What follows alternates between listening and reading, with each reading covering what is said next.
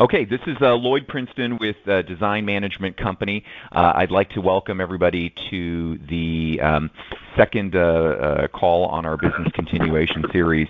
This call is intended to provide some insights and questions for staff.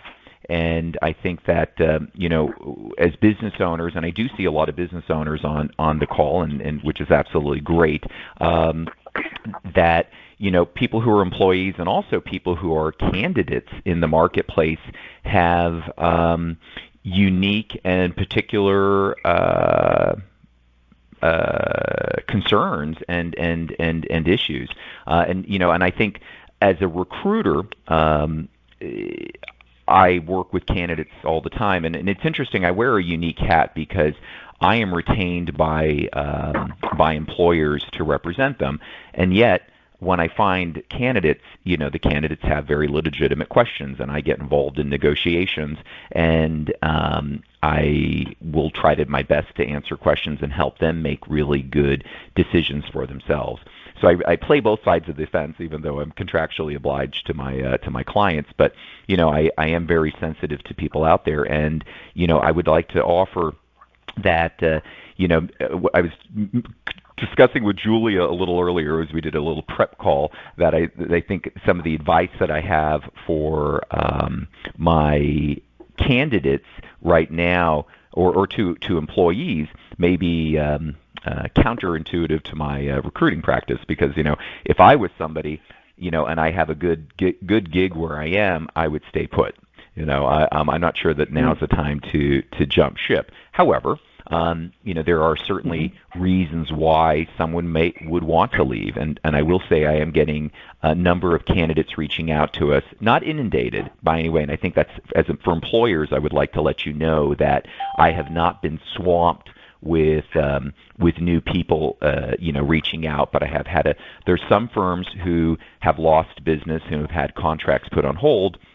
There are other firms that are plugging away and moving forward. I think the reality is we're all kind of in a little holding pattern for the next few weeks until we're allowed to get back open. Interestingly enough, I literally just got an email from a friend of mine who moved from London to Paris, and she said Paris is closed. And she means closed. She goes, they mean business when they mean business, and in this case, they mean no business. And they're being done. And I see the U.S. Slowly moving into that mode as well. That we're going to have to just really stay home for 2 weeks, and it is ultra painful. And it's really painful for a lot of people. It's really painful for hourly workers, less so for salaried employees, particularly if their employers can afford to keep paying them. So, if I'm in a good company right now, I wouldn't necessarily be looking. I would be waiting, quite a few months. And if you're a candidate in the marketplace, well, if you see a job ad, you can jump on it. But I have a feeling that what we're going to start seeing is people are going to start seeing delays in responses. And even my current clients who are still interviewing, the interview process is just taking longer. So I think, if I were to give one watchword to everybody, it's just patience. Patience and see what's happening. I came to Palm Springs because I wanted to be in a calm environment and not be in a frenetic city, just in case there's a lockdown and people start getting a little, anxious, if you will. But I also just wanted to take a step back myself and see what's going to happen with my business and where things are going. And I think that the next, I would say 5 weeks, if I had a crystal ball, will be revealing. So, those are my few thoughts. Julia, would you please jump in and share some insights? And once again, I'm just going to ask you to try to keep it first, at least to the employee perspective, and then we can go into businesses. Yeah. Okay. Well, thank you. Well, first of all, thanks so much for hosting these. I think they're super helpful for everyone. And I think right now more than ever, we've really needed those voices out there to help us navigate and process the information and kind of act as a touchstone for everything going on. So I appreciate that, and I'm glad to be here. I think our intention for this telecast is really to help people that are in kind of an employment situation to navigate kind of the coming weeks and months going forward. And for me, what I'm seeing out there is the need to really be flexible and to be, patient, as you said, just because everything really, we are in very much a holding pattern right now, certainly for the next few weeks to kind of see how this shakes out. And there's a need for being comfortable with the change because, it's kind of like topsy-turvy seas, there's going to be ebbs and flows and ups and downs, and just kind of get your sea legs on and be comfortable with the shifting because it will be. That being said, there's a few things that I have, been pondering, not just for employees, but also for business owners and really just everybody in general as we kind of navigate the next several weeks. Kind of stepping back before I get into that, I just want to just kind of plot out at least how I see the landscape in terms of the interior design industry. So I always see things in these like kind of quadrants, and we're seeing a variation in what employers are doing based on two factors. One is what their location is, and that'll determine timing of kind of the upset and the shutting down of things. And also, the changes are also kind of segmented around the various different levels or tiers of our industry. We've got like kind of the low-mid tier in interior design, and then we've got kind of the high-end clientele, and then the very high and elite. And, what I'm seeing here is your decisions as an employee and employer are really going to be determined by what sector you kind of land in. So if you are in, servicing your business services, kind of the low and mid, we're seeing that is the segment that is getting hit the absolute hardest because a lot of that stuff literally has just stopped. Those people have less discretionary income. They tend to be more affected by the ups and downs of the economy. Excuse me, Julia. Yeah. Just for a clarification, because I want to make sure we're all comparing apples to apples. What would you say are the price points, or when you say low and then mid and then high end? How are you qualifying those segments? Well, they're not necessarily in terms of numbers, because a number in New York, $100,000 to a New Yorker is a much different number to someone in Nebraska.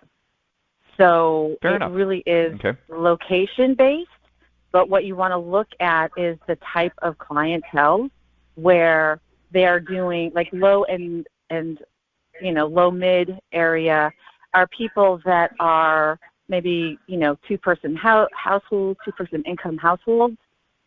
They tend to tier their projects out. Like we're going to do downstairs and then upstairs, or here's one bedroom. Generally not a lot of new builds and heavy reconstruction. And they tend to be the clients that like to bargain shop, and they're the ones online sourcing things and wanting to find ways to cut expenses going forward.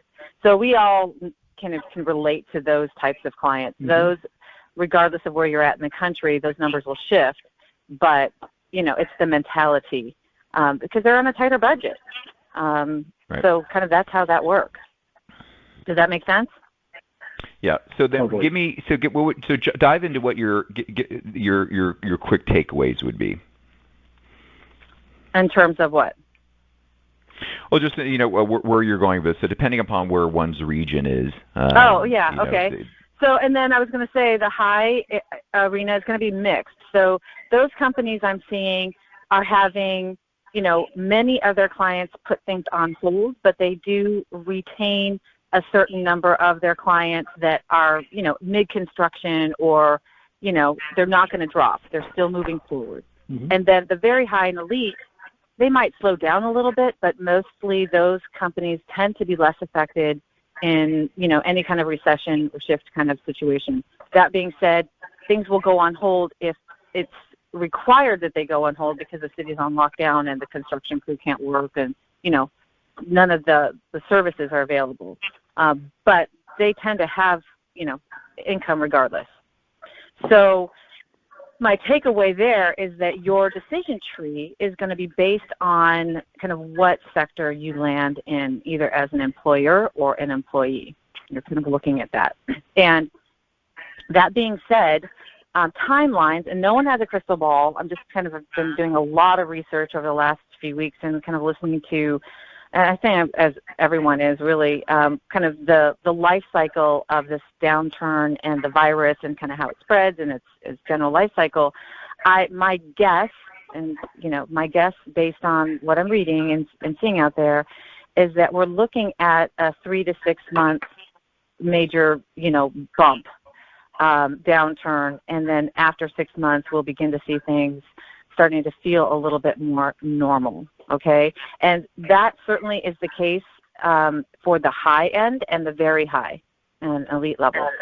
For the low and mid, I think it'll be longer. I think that segment is forever changed. It was already looking at doing online and, remote services and, design in a day kind of stuff anyway. I think that one's going to be harder to recoup. So if you're in that kind of company, you're going to have to reassess like the shift in the company and kind of pivoting to serve the new normal for that group.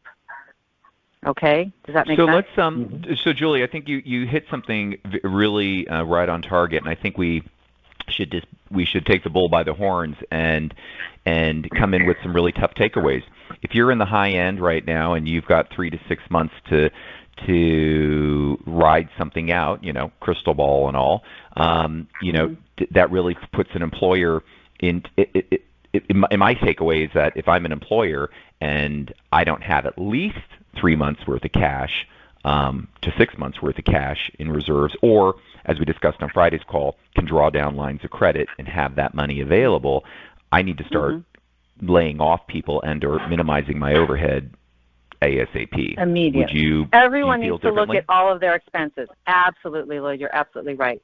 So, we have to move forward based on best guess estimates, because it's really hard to make decisions when you have real knowns, right?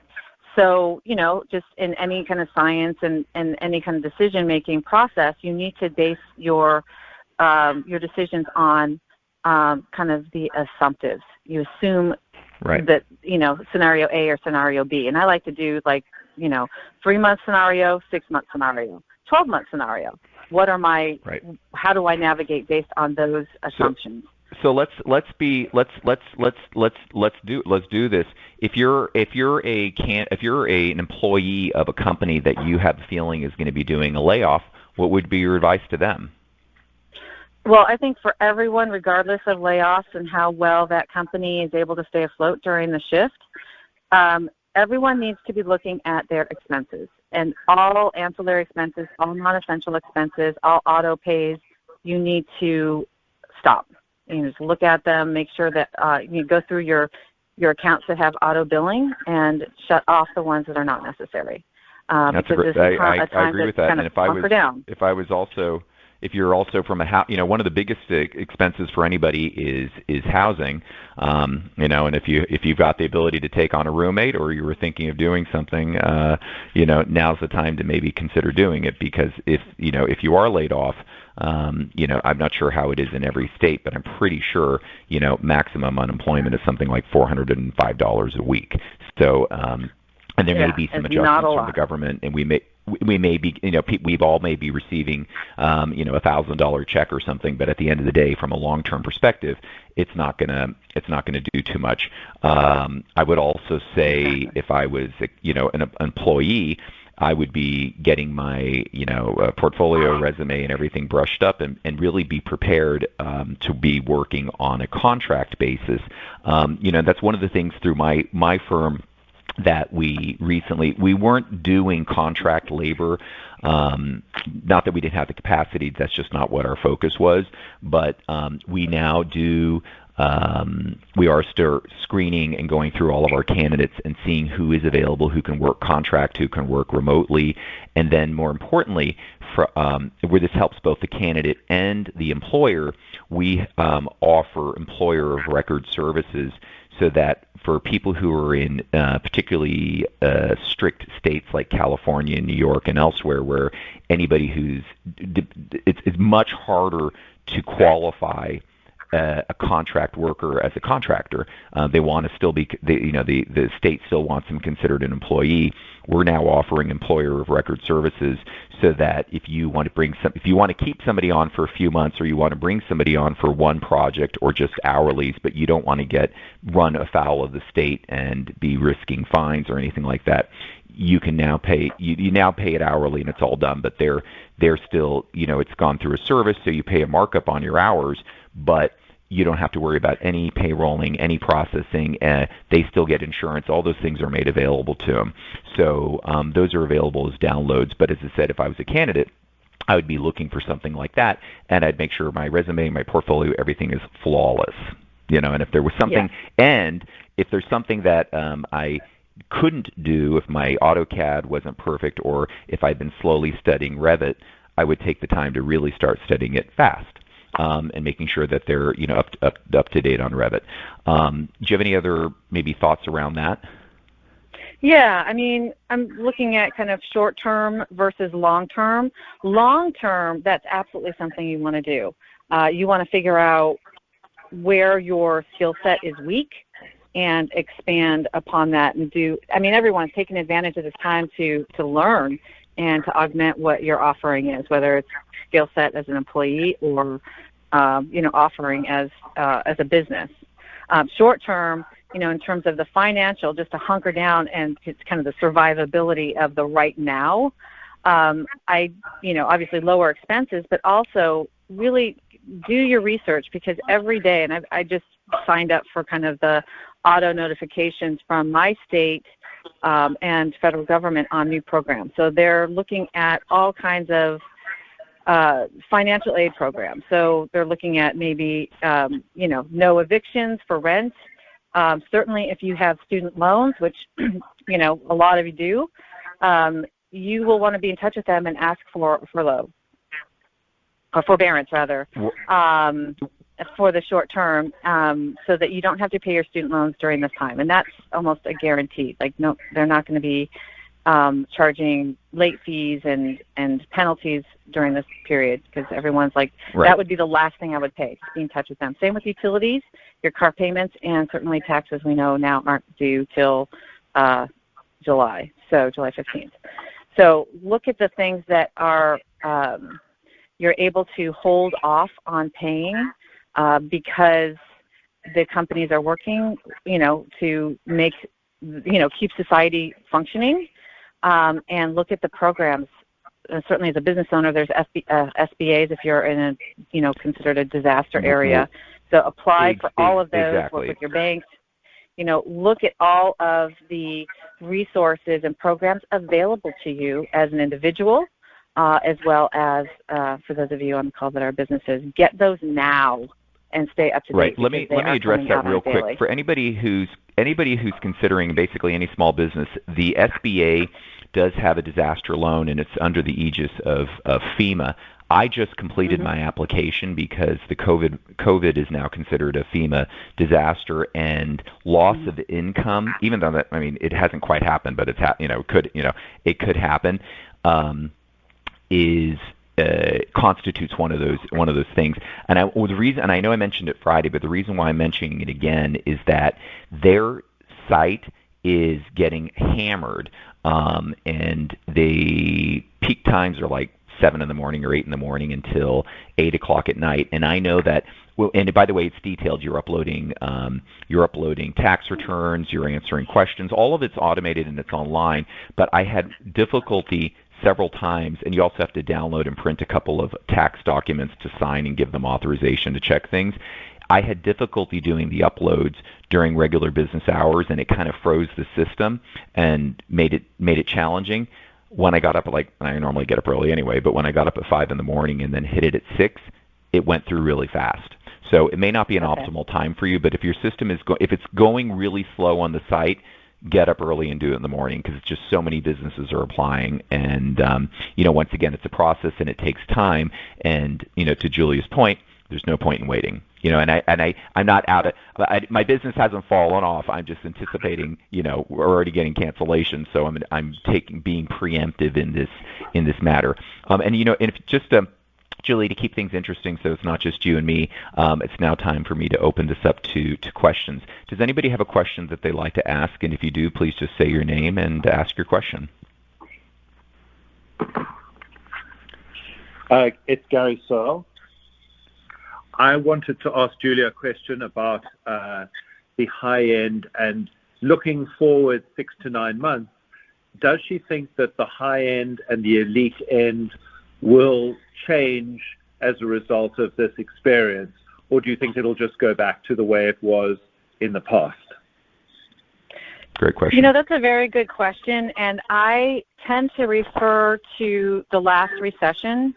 For those of us who've been in business, in this sector long enough, we've kind of been through that. I do think that this is a little bit different than that, because it's not just on a financial scale. There's also kind of life and kind of values being, kind of mixed in here, and everyone's forced to kind of reevaluate. But what I see is that for the next year or so, depending on when things kind of bounce back, I think spending will be, will take place. But similar how we saw in the last recession, even those with, resources were a little bit light on their spending. And when they did spend, they were more discreet about it, because it just felt distasteful to be spending money and building and doing all of these things when everyone else is having a hard time. So aside from that, though, long term, I see it absolutely as business as usual, and in some ways, even more so, because everything's going to hit and everyone's going to have, they'll be working from a deficit and ready to really splurge and, kind of really get into it. That being said, you will want to look at how you are delivering your services. I think, because everyone's going online and doing things remotely, I think no matter what industry you're in and what segment of the market you serve, we will be looking at more remote work, and it's more efficient. So I would be, looking at ways to incorporate that more efficient remote work, in your process. So that I think will right. stick. Well, I think, but people will like want to spend money again, for sure. Well, Kravit and so many vendors have moved their ordering abilities and things online anyway. So I think we had already moved in that direction. But I think now the next big shift is going to be how many people who are now working remotely and or at home can continue working remotely and or at home. So I think that's going to be a really fascinating thing. But once again, I think I have a little different perspective than Julia on this, Gary. And that is, I think we're going to see I think what's the shakeout's going to be, some industries are going to do well and are going to benefit from this. Others are going to do poorly. And I think that unlike a recession where it could go on for years, where kind of something, I don't know, things happened, I feel like this time around, I think we're going to have people are going to go, wow, this is what happened. And, this sucked for a few months. Now it got better.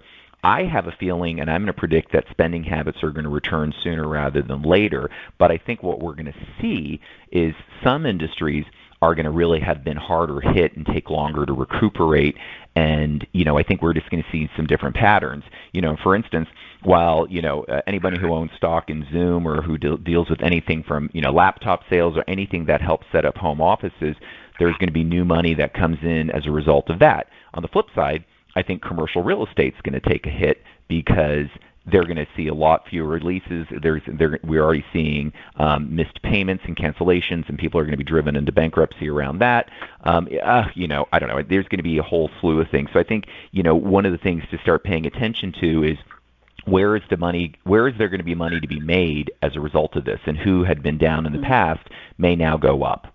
So it's going to be. Yeah, and I mean, more millionaires are made in downturns than any other time. I mean, for a lot of us, we were hunkering down 2 weeks ago, but, for those who had the resources and the know-how, they were buying up stocks 2 Fridays ago. You know what I mean? So there's a huge segment of business owners that are doing extremely well, just depending on what industry they're in. So the money will be there, and I agree with you, Lloyd. Hopefully, Julia, they weren't buying stocks 2 weeks ago, because the market has dropped considerably since then. The Dow is currently at 19,174. Right. But I think that yes, anybody with money is getting ready to roll. Well, thank you for the question, Gary. Would someone else like to ask a question? I have one more. Nope. Okay, Gary. I wanted to ask what the impact is going to be on design centers, because, a company like Kravitz and many other companies in our sector are having to figure out new ways of servicing the customers without the benefit of showrooms opening in design centers. And I wonder what's going to look like when we come out of this, because traffic in design centers has had its issues over the last couple of years. One has wondered whether they were losing traction a bit in the market compared to previous decades. And I'll be interested to see how customers view design centers, whether they view them as important and integral to their businesses or not when this is over. I'm going to take that one first, Julia. Okay, do you mind? I want to talk about, because I've been paying attention to this for a few years. Gary, I have seen the design center going, in my opinion, going the way of the dodo bird. And I think that one of the things, I mean, listen, it's even like having Walmarts, but then finding like much smaller spaces. I think people are kind of getting used to. Again, to a boutique shopping experience, and being able to get in and out of something relatively easily. And there was a really interesting article the other day in Business of Home, and if I'm not mistaken, it was I want to say it was New Zealand, and I didn't even know New Zealand had a textile company, let alone one that had so many thousands of SKUs.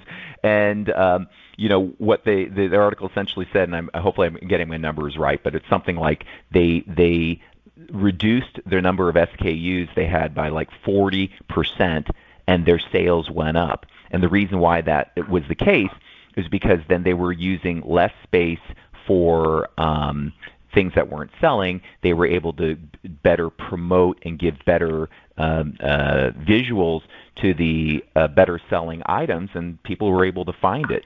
So I think when the idea of a design center where everything has to be in a big showroom isn't necessary. And I think especially if I were holding the notes on hundreds of thousands of square feet of real estate or whatever it nets out to be, I'd be panic mode right now. And I think once those get repositioned and repurposed, I mean, you look at so many design centers across this country that have either gone in one fell swoop, Gary, where they reconverted to something else, or they started doing it slowly. I mean, I remember the International Market Square in Minneapolis, where I spoke many times.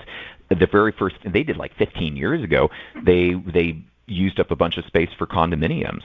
And then if you look at the PDCs in Los Angeles, Mr. Cohen has put office spaces, and then he started putting gearing to the entertainment industry. I think we're going to see a real big wave of that. So that's my 2 cents. Hey, can I add something to that? Yes, please. Something I'm seeing already happening, and I think this concept will expand again going digital. I think the showrooms that do remain intact will now begin offering, against kind of regular mode of business, internet shopping. So, for instance, I have clients that can't leave their house, and they are actually doing a Zoom call, usually Zoom, with the showroom, and they're with their clients. They're all digital. They're all on video conference, and they're talking to their rep, and they're saying, okay, rep, yeah, that marble one on the wall, let's pull that and pull this one. And literally the rep is there in the showroom pulling it, and they're selecting remotely. So I see Right. showrooms investing in, that technology and expanding upon the ability for those who aren't coming actually physically in to be able to select regardless and purchase. That's And that's what fantastic. I'm seeing. Yeah.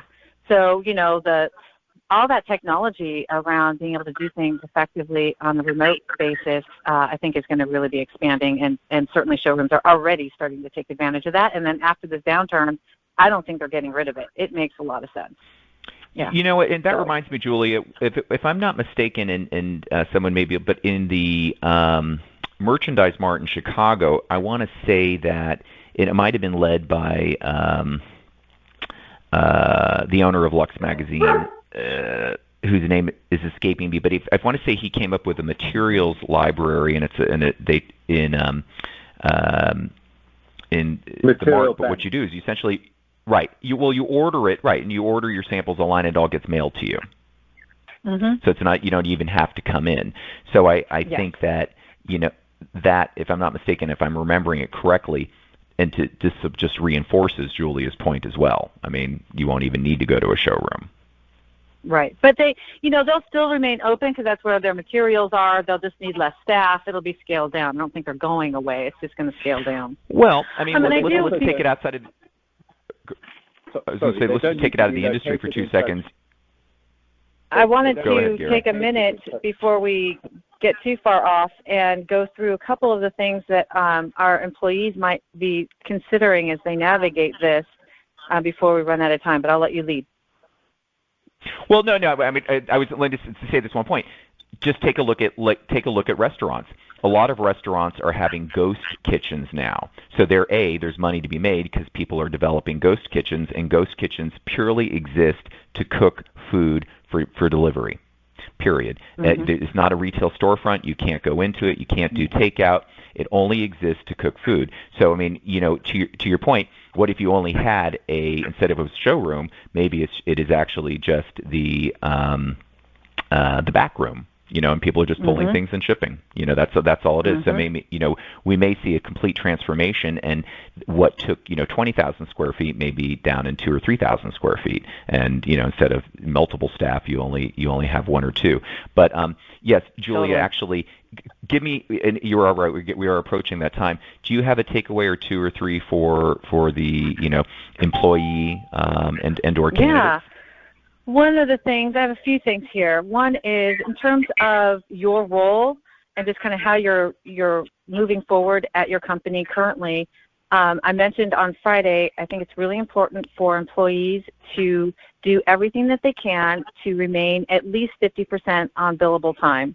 So normally a healthy, company, everyone's on the design team anyway, is 70% billable and up. Firms that are like 90% billable. But if you can stay at least half of your time billable, you're helping the business owner and you're giving yourself a better chance of staying employed. Also, the idea of expanding your role to be able to do more. Maybe they're laying some people off. So be open to the idea of maybe now you're doing the expediting or you're helping in other areas of the business that you normally weren't. Also, be open to a pay cut. Like we saw Jamie Drake in New York. Did a significant pay cut for his 12-person team, and that's going to happen. It's going to happen to a lot of people. So just be open to that. Also, if you do get laid off or whatever, they have to let you go. I would look at ways in which you can take your skill set and offer it on a 1099 basis remotely. So there's a lot of firms, certainly in the low mid and mid-high area, where they pretty much, the business owner was small, maybe they had a couple people, and they're going to have to let them go. They're working solo now, and they're just finishing up a few, small projects, and they're trying to function. If I were a junior designer, let's say, or a designer, and I know CAD, and I know sourcing, and I know Studio Designer or Ivy or something like that, I would be offering up my services to small businesses that need help on a 1099 as needed basis. I would also be looking at companies like the Dove Agency and like Designer Advantage that have that back office stuff. Even Cooper Consulting now has like designer services. I would be looking at those businesses that are going to be providing those back-end services to their design, clients, and offer your services up and work for them on a remote basis for the industry. So, excuse me, Julia, can I ask you a quick question? One was sure. the Dove Agency. I'm sorry to disturb you. Dove Agency, and what was the other one? Designer Advantage. Yeah. Okay. Yeah, and also Cooper, and I forget that service. Cooper Consulting is out of San Francisco, and they have, they have done PR. I'm not sure if they're still doing PR or not, but I know that they've I think they may have expanded their offering. modified a little bit. Yeah, I think they modified their model, but also, I know that they are offering design services. Like, if you're a small business owner and you can't afford a full-time, designer, but you need someone to help select for you and get pricing and do CFAs and reserve the fabric and all those things, you can hire them, and there's designers, that are on board with them that can be your, kind of remote designer.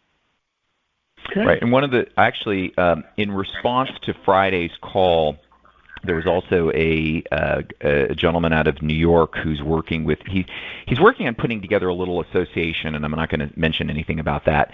But one of the things he was suggesting for perhaps newer or younger designers, and I'm a little on the fence with it, but there's some merit to it, and that is to offer up some free 45-minute consultations to potential clients, but just like in response to what's going on now. And there's really, one natural group is, homeowners and people who are having to convert, spaces into home offices, things they may not have originally considered.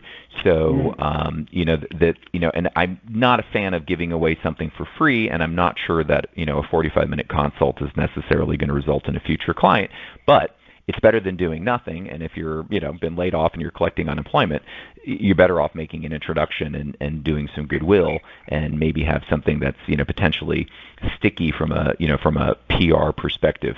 I would like to we have time for exactly one more quick question. Does somebody have a final question?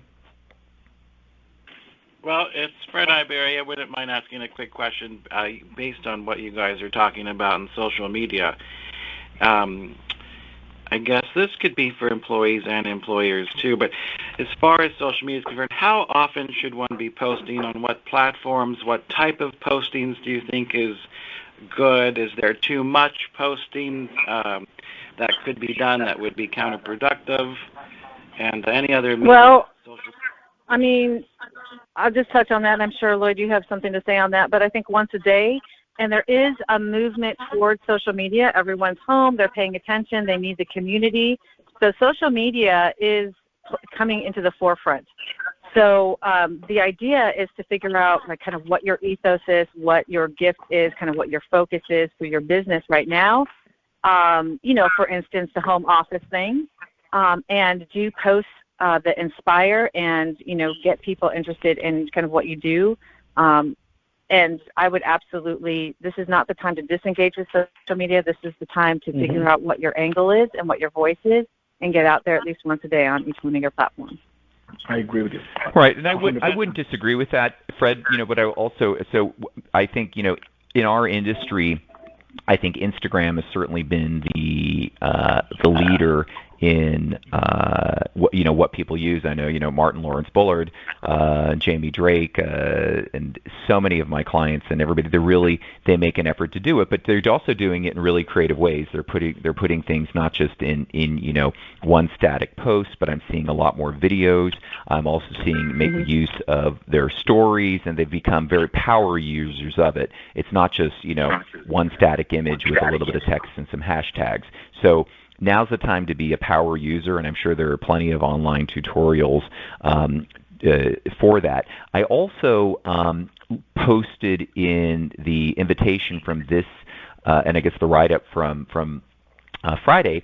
I think it's really important to remember that traditional media, and other online editors and things are not dead. I mean, they're still out there. They're still writing their articles, and they're still publishing things. And I mentioned Lacelise King, who is in, I think she's in Dallas, and she writes for both the Paper City in Dallas and Paper City in Houston, and then she also writes for AD Pro for their online, and she's looking for content. So yes, do use your social media, but don't ignore and forget, your editors and the people, and especially now online editors who are putting things out there, because at the end of the day, the more often that your name is seen and becomes relevant, and then you can repost. And then here's the beauty of it, is if you do get a write-up, and especially let's say if it was an AD Pro, which sounds even sexier, you can then go ahead and push that on your own social media. So now your audience and people, and you get a tag AD Pro, they start to think that you're more relevant because you've been recognized by somebody else. So, hey, Lloyd, I want to add all something to that too. Sure. I want to add something. Please. And that is a reallocation of the social media usage. So what we are seeing more of, and I think it's kind of in line with the showroom thing, is designers using their social media, Instagram or Facebook, to actually sell product. So similar to what we were talking about with the showroom showcasing, things and helping people buy remotely, I'm seeing designers just start to do that. So if you've got any kind of product or things that you want to offer up. Let's say you've got a little, a package for home office, or however you want to angle that would make sense for your business. If you can figure out a way to sell product through your online outlets, that is the way to go. And I'm seeing people already, the Timothy, I'm forgetting the names, but they're actually, they have a small product line or what have you. Yes. And he's selling it, selling all the products and showcasing each one in the Instagram videos and stuff like that. And then you can literally buy through the Instagram video. So they're figuring out a way to get their social media direct line to the actual sales cart and sell product that way. Right. And actually that's now's once again that just underscores. Now's the time to become a power user and really take some courses in how to do this. Funny, who I've admired for such a long time on Instagram is Jonathan Adler, because he's had his store, and it's just amazing how I watched it grow. But you click on all the ads, and you can when you pass over it, you can buy any of the number of items, and it's really wonderful, and I think he also does great design too. So it's been kind of fun to watch the evolution of that. So that's a really great question, Fred. And by the way, just before we sign off, I want to let everybody know that tomorrow I actually have two hosts. I'll be doing very little talking. I'm going to have Thomas Lavin is going to be speaking expressly from a showroom perspective, and then representing the DFA, the Decorative Furnishings Association, as well as his own company, Quintus Home. We're going to have Joby Blocky is going to join. So I'll have those two talking about just specifically showroom needs and supplier needs. So I think Gary, you will find that interesting. And then last but not least, on Wednesday, I have asked a dear friend and very insightful individual. Actually, I think it was your conference center. It might have been David's back then, Julia. But it was the Bold Summit you guys met. Chris Ramey. It was Bold. Okay, that's what I thought. He was such an absolutely fun speaker. But Chris Ramey is going to be speaking on Wednesday, and I've asked for Chris to do some digging and do some thinking about what are going to be the silver linings to this cloud that we're under right now, because I think we're looking at I don't want to say we're looking at all the negative stuff, but we're looking at fallout, and what I want to see is what can we capitalize on. So I've asked Chris to address that on Wednesday. The calls will be the same number, and the start time will be 11:10 a.m. This audio recording will be posted shortly.